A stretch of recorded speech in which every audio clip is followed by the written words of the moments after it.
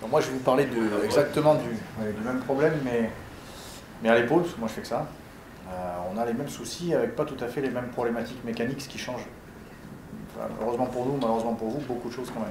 Alors, j'ai profité de ça pour faire essentiellement une revue de la littérature, voir tout ce qui est publié sur la question. Et j'ai passé un petit peu de temps à ça, et finalement il y a quand même pas mal de choses de publier. Alors déjà, en premier, il y a cet article qui est tout récent, en juin 2019, qui finalement nous conforte dans ce qu'on savait déjà, c'est-à-dire que le taux d'infection sur les prothèses d'épaule, globalement, il est de 1,4, c'est moi les notions que j'avais, et globalement c'est à peu près tout ce qui est publié déjà. Si on met une reverse, donc une prothèse inversée, on double la mise, on le savait déjà aussi, mais là c'est clair, net et précis. Et alors là, par contre ça je ne savais pas, il semblerait que chez les hommes, il n'y a pas franchement d'égalité, parce que nous c'est 8%. Je ne comprends pas très bien, j'ai regardé un petit peu l'article, il n'y a pas d'explication particulière, mais il y a plus d'infections manifestement chez les hommes, chez les reverses en tout cas, que chez les femmes. Bon, ce qu'il faut retenir, je pense, c'est les deux chiffres, c'est grosso modo 1,4 globalement, et quand même 3% d'infections sur les reverses. Alors pour quelle raison? Probablement l'espace mort, en tout cas, et l'hématome post-opératoire, c'est globalement ce qu'on peut en tirer. Alors qu'est-ce qu'on va faire là? J'enfonce des portes ouvertes, la prise en charge, sepsis précoce, on va laver, on vous en a déjà parlé, on ne fait rien de plus à l'épaule que ce qu'on fait au membre inf. Sepsis chronique, c'est plus intéressant parce qu'on a plusieurs possibilités, on pourra en débattre tout à l'heure. Changer en un temps, changer en deux temps, on enlève l'implant et on va mettre ce fameux spacer, pour ensuite l'enlever et le remplacer ou pas, on va en parler.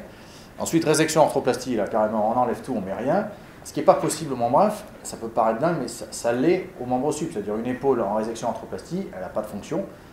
Mais le patient peut vivre, c'est pas comme une hanche où il ne peut pas marcher, où là c'est extrêmement compliqué. Donc il ne faut pas non plus l'enlever. Et le lavage débridement, on verra ce que ça peut donner. Alors là encore, si on regarde, il y a des méta-analyses intéressantes, notamment elle. JSES 2019, c'est tout récent, c'est juin, 750 patients. Alors avec tout ce que les méta-analyses, ça reste des méta-analyses, c'est pas à vous que je vais le dire, mais quand même, alors Cutibacterium acnes, champion du monde, il arrive quand même devant tout le monde, devant les staffs, etc. Pour les patients considérés entre guillemets comme guéri, là aussi on pourra en débattre. Pour les interventions en un temps, 96% des patients qui ont été repris en un temps sont considérés comme guéris. Pour les spacers permanents, 93%, ça interpelle quand même. Pour les reprises en deux temps, 86%, résection arthroplastique, 85%, et lavage débridement, là pour le coup, 65%. A priori, c'est peut-être pas ce qu'on peut faire de mieux sur un sepsis chronique que d'aller laver et de repartir. Ça, j'imagine que vous le saviez déjà, mais voilà. Donc, la conclusion de cette méta-analyse, en tout cas des auteurs, c'est de dire, voilà, le 1 temps est plutôt recommandé, et le 2 temps, plutôt recommandé si le germe n'est pas identifié. Alors, une autre étude 2017, celle-là, c'est assez intéressant parce qu'en fait, on retombe exactement à peu de choses près sur les mêmes chiffres. C'est-à-dire qu'on retrouve, là, c'est ici l'infection récidivante. Débridement, franchement pas terrible, puisque c'est exactement comme tout à l'heure, il y a à peu près 30% d'échecs. Résection arthroplastie, pas si mal.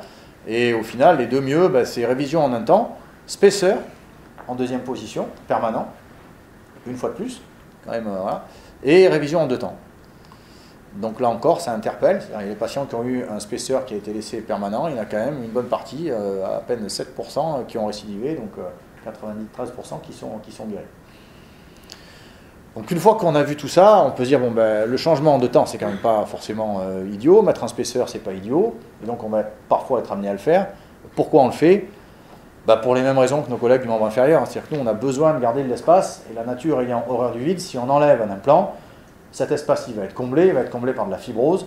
C'est notre ennemi juré, parce que dans la fibrose, nous, on ne peut rien faire, ça s'enraidit, on ne voit rien, on ne peut pas disséquer, on peut couper des nerfs, voilà.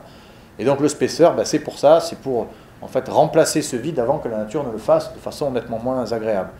Garder la fonction, oui, surtout au membre sup, parce que c'est plus facile qu'au membre inf. Et enfin, diffuser une antibiothérapie locale, on vient d'en parler, alors ça j'aimerais bien qu'on en discute après, parce que justement, est-ce que ça a réellement un intérêt? Est-ce qu'il faut le faire? Est-ce que le spacer doit diffuser une antibiothérapie locale?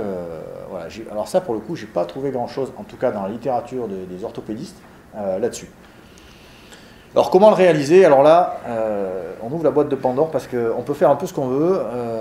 La recette, c'est une bonne dose de ciment, une dose d'antibiotiques au choix. Là, pour le coup, quand on le fait nous, on met ce qu'on veut, Genta, Vanco, etc. On malaxe, on le laisse durcir plus ou moins.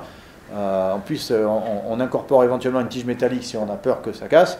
Et puis on confectionne un truc qui ressemble peu ou prou à une prothèse d'épaule, ou pas d'ailleurs, et on le colle dans le fût huméral. Et alors ça donne ça, ou ça. Alors là, j'en ai un florilège, j'en ai mis quelques-unes, ou ça. Celui-là, il n'est pas pire, mais enfin, une tige métallique au milieu. Ou ça, celui-là, déjà, on sent qu'il y a une recherche esthétique qui est quand même meilleure, mais voilà, ça, là, c'est quand même moyen. Ou ça, là, il y a de l'originalité quand même. Et non, mais c'est pas, voilà, pourquoi c'est pas complètement idiot. Enfin voilà, en gros, ça veut dire que là, on est dans le flou artistique, on fait un petit peu ce qu'on veut, et c'est quand même des choses que vous voyez, je pense, et il y en a que je prends à mon compte, hein, que vous voyez régulièrement. Alors, les avantages, bah, c'est ludique, hein. Ça laisse une grande place à votre imagination, faites un peu ce que vous voulez, le truc, etc. Il y a le choix de l'antibiotique, ça pour le coup, c'est un avantage quand même. Les inconvénients, bah, ça laisse place à votre imagination, justement, on l'a vu, c'est pas forcément terrible. Ça dépend quand même étroitement de vos dons artistiques. Il n'empêche que je vous assure que fabriquer un spaceur comme ça sur une table à la louche, c'est franchement pas simple. D'où les images que vous voyez parfois et celles que vous venez de voir. Et donc parfois c'est peu ressemblant à ce qu'on souhaitait au départ. Et puis bon, une fois qu'on en a fait un, qu'on en a fait deux, qu'on en a fait trois, on finit par le coller dans l'épaule parce qu'on ne sait plus quoi en faire. Le métal apparent, là, pour le coup, je pense que c'est vraiment, tu me confirmeras ou pas, mais je crois qu'il faut éviter dans la mesure du possible. C'est quand même fragile parce que là il y a des zones de faiblesse qui sont monstrueuses. Et donc c'est quand même peu adapté à une fonction normale d'une épaule. Alors, si on va aller un peu plus loin, bah, nous aussi, on a nos petits joujoux mieux quand même. On a ça, alors ça c'est quand même vachement bien, ça nous permet effectivement de faire un spaceur qui est vraiment quelque chose d'une épaule. Alors celui-là il est quand même particulièrement bien parce qu'il y a des tailles différentes, on peut l'adapter au malade. Alors c'est le même truc, hein, c'est un moule en silicone et dedans on injecte l'épaule. Il y a un truc qui est pas mal du tout, c'est qu'en fait le haut se dévisse là. Et du coup on peut l'éjecter assez facilement. Alors les avantages de ça, ben, ça va donner un truc comme ça qui ressemble quand même, alors là c'est mignon hein, parce qu'il n'y a pas de perte de substance, il n'y a rien, c'est pas toujours comme ça, mais quand même, on a d'autres trucs, j'ai oublié celui-là, celui-là est très rigolo, on peut faire choisir plein de petites formes, plein de têtes, on mesure, on fait tout ce qu'on veut et on va le mouler là-dedans, et on peut intégrer une petite tige qui est complètement noyée à l'intérieur. Et les avantages, ben, c'est un peu l'inverse de l'autre, on a une forme qui là pour le coup est adaptée, on a quelque chose de bien, qui ressemble à une prothèse d'épaule, ça permet d'espérer pour nous une fonction, et on verra que c'est loin d'être anodin, et surtout on a le choix de l'antibiotique dans cela. Alors, pour moi ça a quand même une importance, on peut mettre de la junta vanco, on peut mettre en gros ce qu'on veut, ou que la vanco, voilà, peu importe. Les inconvénients c'est dans les grosses pertes de substance. Ben, là pour le coup vous avez effectivement une prothèse standard d'épaule qui ne va pas forcément s'adapter. Si vous avez la moitié de l'humérus qui est parti, ben, vous ne pourrez pas faire ça. Donc ça a quand même un facteur limitant. Autre possibilité, ceux-là, les préformés. Alors là, vous n'avez pas vraiment le choix de la forme, sauf sur ceux-là où vous avez le droit d'adapter la tige et la tête, vous choisissez un petit peu ce que vous voulez. Alors il y en a de plein de marques différentes. Avantage de ceux-là, ben, ils ont une forme adaptée aussi, on peut choisir la taille, on peut choisir ce qu'on veut. Ils permettent aussi d'espérer une fonction, mais ils ont, à mon sens, un inconvénient, c'est qu'on n'a pas le choix de l'antibio. C'est-à-dire ceux-là, alors un inconvénient ou pas, hein, là aussi on va en débattre, ceux-là, c'est, pour l'essentiel, c'est junta.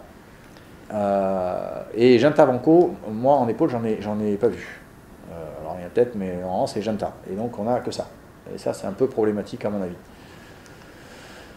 Alors avec tout ça, il y a un autre truc qui est. Alors là, on rentre dans le. On se risque un peu dans le bizarre et c'est pas quelque chose qu'il faut entre guillemets diffuser. Mais aujourd'hui, le pyrocarbone c'est quelque chose qu'on connaît et que les chirurgiens de la main connaissent depuis plus de 30 ans maintenant, qu'on utilise de façon régulière à la main. On l'utilise à l'épaule depuis 7 ans maintenant. Donc c'est du graphite sur lequel on projette en fait du pyrocarbone à très haute température. Le graphite il a un avantage énorme, c'est qu'il a en fait un module élastique, donc une résistance mécanique, un comportement mécanique qui est très proche de celui de l'os. Ça nous intéresse beaucoup sur les prothèses. Et cet implant que vous voyez là, c'est une boule de graphite recouverte de pyrocarbone. Au départ, elle n'est pas du tout conçue pour faire et pour être un spaceur. Au départ, elle a été conçue pour être une prothèse anatomique, pour être une prothèse. Et au départ, elle était réservée à des sujets jeunes chez qui on ne voulait pas mettre d'implant. Et l'idée, ça a été de faire une prothèse d'interposition qui devait tourner entre l'omoplate et l'humérus, et ainsi éviter de mettre des implants chez les sujets jeunes. Voilà. Alors, ce n'est pas vraiment le sujet de ce soir, mais malheureusement, les résultats ne sont pas tout à fait à la hauteur de nos espérances. Et au final, cet implant, il est aujourd'hui parfois détourné, et on s'en sert comme un implant d'interposition dans les sepsis. Et en fait, ça donne ça. Ça donne cette boule. Alors le pyrocarbone, il a une propriété qui est très particulière, c'est qu'il se recouvre d'une couche d'absorption protéique. En fait, il a une granulométrie qui est un peu particulière, et surtout, au départ, même s'il a l'air poli et très joli, il glisse moins bien qu'une prothèse inox poly, au départ. Sauf qu'une prothèse en inox poly, elle va s'abîmer avec le temps, alors que le pyrocarbone, dès qu'il est implanté, lui, il va avoir une couche d'absorption protéique qui va améliorer en fait sa surface. Et il va glisser mieux après qu'au moment où vous l'implantez. Nous, c'est ce qui nous intéresse. Est-ce que c'est ça qui lui donne des propriétés particulières? En tout cas, aujourd'hui, il n'y a rien de publié sur la question, et j'espère qu'on va pouvoir en faire quelque chose là-dessus. Mais il semble quand même bien qu'on a beaucoup moins de sepsis sur les prothèses en pyrocarbone qu'on en a sur les prothèses standards, pour une raison qu'on ne comprend pas et que j'aimerais bien qu'on comprenne, mais ça semble a priori clair. Et donc, c'est pour ça qu'il est venu à l'idée de certains de mettre ça, et moi notamment, comme un spaceur. Ça a quand même, alors c'est un avantage non négligeable, c'est hyper facile, c'est hyper simple à mettre en place, l'intervention est très rapide. Et puis, ça permet d'aspirer une fonction, vous le verrez à la fin de ce petit truc qui est loin d'être négligeable, mais ça a un inconvénient, c'est que quand il n'y a plus d'os du tout, là vous avez une boule qui se balade au milieu de rien, ça devient compliqué. Et puis surtout, il n'y a pas d'antibiotiques. Et il y a zéro donnée scientifique là-dessus. Mais on ne peut pas, en tout cas aujourd'hui, on n'est pas capable de faire diffuser une antibiothérapie par un spaceur en pyrocarbone. Donc voilà en gros tous les joujoux qu'on a à notre disposition. Maintenant, si on regarde les résultats de tout ça, et si on regarde les diverses séries qui sont publiées, alors celle-là, elle est de 2014. Alors c'est une série rétrospective, 7 implants, bon c'est pas hyper intéressant, sauf qu'il y a quand même un recul qui n'est pas négligeable. Et dans cette série-là, on montre que l'utilisation d'un spaceur préformé, avec une diffusion antibiotique, montre quand même un score de constant qui s'est bien amélioré, de 14 à... Alors, score de constant à 80 sur un spaceur antibiotique, je veux bien, mais bon, il est quand même publié, pourquoi pas. Mais en tout cas, le résultat se maintient, semble-t-il, à 41 mois de recul quand même. Donc à l'épaule, contrairement à ce qu'on peut voir au membre inf, il semble quand même qu'un spaceur permanent puisse donner, pourquoi pas, une fonction non négligeable. Si on continue à regarder la série, là il y a 11 patients, là c'est une série prospective, 22 mois de recul, on a un peu la même chose, c'est-à-dire que les auteurs concluent, il y a une amélioration du DASH qui est loin d'être négligeable, et a priori, au recul à 22 mois, c'est une alternative qui semble être intéressante, notamment chez des sujets qui n'ont pas une demande fonctionnelle énorme au niveau de l'épaule. Et si on continue, alors il y a une série qui est celle-là, qui est vachement intéressante, toute récente, 2019. Elle a comparé reprise en 2 temps avec les patients chez qui on a laissé un spaceur antibiotique à demeure. Et qu'est-ce qu'on voit? En fait, on voit que le résultat en 2 temps, il est un peu meilleur sur le plan de la fonction. C'est-à-dire quand on a réimplanté une prothèse standard, on a des résultats qui sont un peu meilleurs. En revanche, il y a beaucoup plus de complications d'ordre général, que ce soit embolie, que ce soit luxation de la prothèse, reprise, etc. Et au final, si on lit l'article correctement, il n'y a pas de différence statistiquement significative. Donc on peut se poser la question, est-ce que vraiment il y a un intérêt à reprendre ces malades et à leur remettre une prothèse quand on voit ça? Et puis surtout que si on continue et si on fouille un peu dans la littérature, on trouve quand même pas mal de petites choses. Là, c'est 30 patients, infection chronique, 18 malades contre 12. Sur les 18 où on a laissé un spaceur permanent, il y en a 15 qui sont finalement restés, 3 certes qui ont été réimplantés. Et si on regarde le résultat au niveau fonction et douleur des 2 séries, kiff. Et ouais,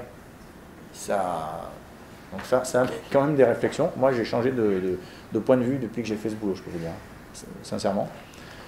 Et là, celle-là, elle est encore plus intéressante parce que là, c'est une méga méta-analyse, 975 malades, elle est toute récente, celle-là, 2018 aussi, HSS. Donc après 1 an de recul, ils ont regardé ce qui se passait après l'ablation d'une prothèse d'épaule et mise en place d'un spaceur antibiotique. Et c'est rigolo parce qu'on trouve, un peu de choses près, Hubert, les chiffres que tu donnais tout à l'heure. C'est-à-dire, si on regarde bien ici, il y a 345 malades qui ont encore leur spaceur en place, soit parce qu'on a décidé de le laisser, soit parce qu'ils n'ont pas voulu qu'on leur change. Et ça fait exactement 38,5%. Voilà, c'est les chiffres que tu avais. Il y en a 2% qui sont morts, 70% qui ont dû avoir un nouveau jet de débridement lavage, 7% pardon, 5% qui ont eu, alors là on a tout enlevé, et il y en a effectivement 50% en gros qui ont eu un changement prothétique qui était prévu. Mais donc 38 contre 49, donc sur des malades qui étaient prévus initialement pour un changement en 2 temps, il y en a finalement 38% qui ont gardé leur spaceur antibiotique au niveau de l'épaule. Alors finalement, c'est quoi le message à l'issue de ça? Ben, je crois que le message, c'est qu'à l'épaule en tout cas, le spacer, quand on le met en place, il faut avoir à l'esprit qu'il n'est pas forcément provisoire. Et je pense que c'est fondamental, et donc il faut le fabriquer et le faire du mieux qu'on le peut, parce qu'au final, il n'est pas certain qu'on enlève le spacer au patient avec une fonction qui va peut-être lui convenir, et à la différence du genou, qui peut se maintenir pendant des années, voire de façon définitive. Nous, on n'est pas en appui. On a cet avantage-là qui est énorme. Et donc, je crois que les images que je vous ai montrées au début, honnêtement, et je le prends pour moi aussi, il ne faut plus les voir. C'est-à-dire que là, maintenant, quand on met un spacer, il faut faire quelque chose soit préformé, soit un spacer que l'on fait nous, mais correctement moulé, soit mettre du pyrocarbone. Moi, perso, j'y crois, mais ça, c'est à démontrer. Mais en tout cas, plus voir ces spacers qu'on voit avec du métal qui dépasse de partout, des machins qui ressemblent à rien. C'est dommage parce que c'est priver le malade d'une chance éventuellement de ne pas être réopéré. Et là c'est clair dans la littérature et ce n'est pas des papiers qui datent de 10 ans. La place du pyrocarbone, mais alors là, on n'est pas beaucoup à faire ça. C'est un peu un truc underground en France. On est quelques-uns à foutre du pic sur les reprises. On n'a aujourd'hui aucune donnée de la littérature là-dessus. Et c'est bien dommage. Et je pense qu'il faudrait qu'on en ait. Alors là, voilà, c'est un patient que j'ai opéré, tu connais bien, regarde ça. Je ne vais pas donner son nom, mais voilà la radio que vous avez vue tout à l'heure. Et là, on n'est pas loin parce qu'on est à flûte. Il n'y a pas le film. On est à 3 mois là. Ah ben merde, il n'y a plus le truc. Il n'est pas censé voir sa tête, oubliez-le. Mais voilà, il n'est pas si mal ce monsieur. On n'est que à 3 mois. Et je pense qu'on peut aspirer une fonction qui sera... Alors il ne va pas jouer au monde, on est d'accord, hein, mais il a un petit 80 d'élévation antérieure active, même un peu plus, si on est optimiste. Il est tout content. Et lui, je l'ai vu il y a 15 jours. Alors j'avais déjà ma petite idée sur la question, honnêtement, hein, mais je lui ai posé la question. Je lui ai dit, qu'est-ce qu'on fait? Et avant même que je termine, il m'a dit, hop, comme vous, on ne m'opère plus. Moi, je suis très bien, j'ai plus mal. Je veux plus qu'on me touche, je veux pas qu'on me mette une prothèse. Ça m'arrange, hein, parce que franchement, vu le truc là, j'avais pas envie d'y retourner. Mais voilà. Donc c'est un malade, ça veut pas dire grand-chose, mais je crois qu'il faut, quand on réopère ses patients d'une prothèse d'épaule et quand on l'enlève et qu'on met un spacer et quoi qu'on mette, avoir à l'idée, attention, autant le faire du mieux possible, parce que peut-être que pour ce malade, ça peut être effectivement en un temps, entre guillemets, raté, parce que finalement ça revient à ça. Hein. Sauf que là, on met pas du métal. On met soit du pic, soit du ciment. Alors est-ce que c'est identique? On voit malgré tout dans le résultat des séries qu'a priori, on a des résultats qui ne sont pas si éloignés. Voilà ce que je voulais vous en dire et ce qui ressort de la littérature après tout ça. Merci à vous.